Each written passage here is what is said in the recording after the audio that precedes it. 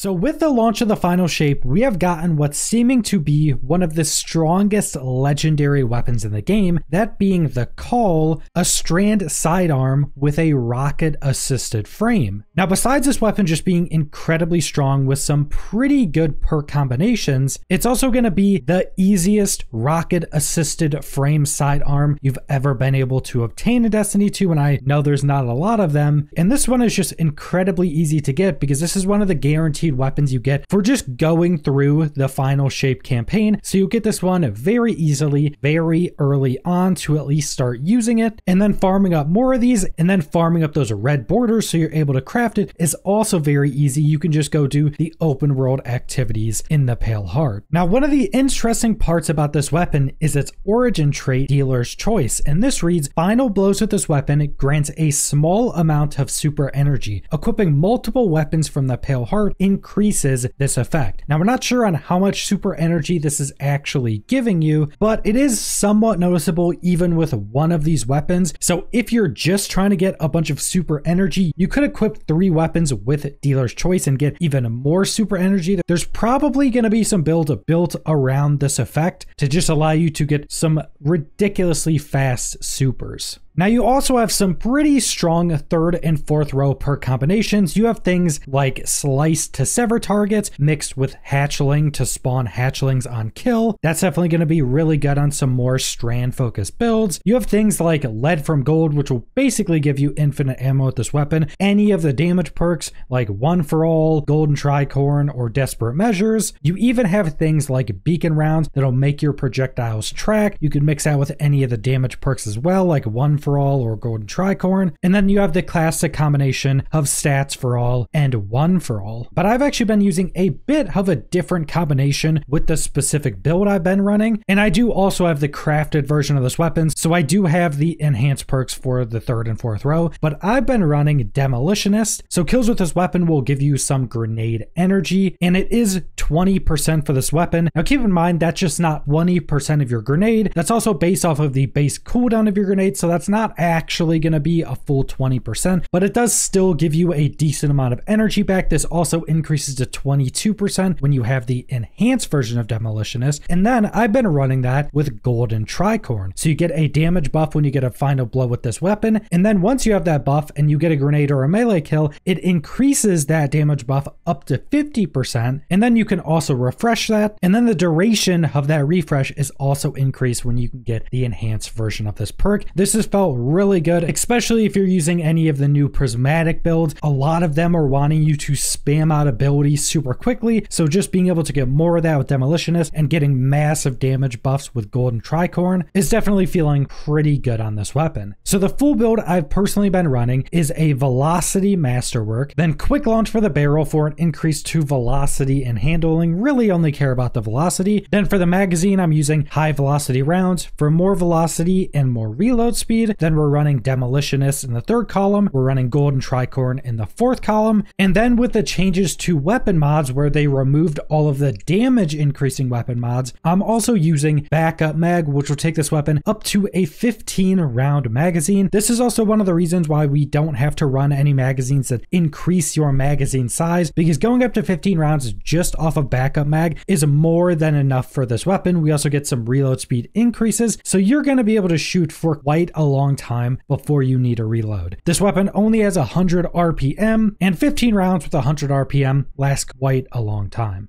And I think we're going to be seeing this for quite a long time. I think we're going to be seeing it in a ton of different builds, specifically for prismatic and strand builds, as it is a strand rocket sidearm. It's going to be really good for strand builds, and it's going to be really good for prismatic builds, being an incredibly strong weapon to fill up your dark meter very easily for Transcendence. With a handful of really good perk combinations, the weapon just feels ridiculously strong right now and can synergize very well with a lot of the new additions to the game. But that's all I want to go over, so thanks for watching.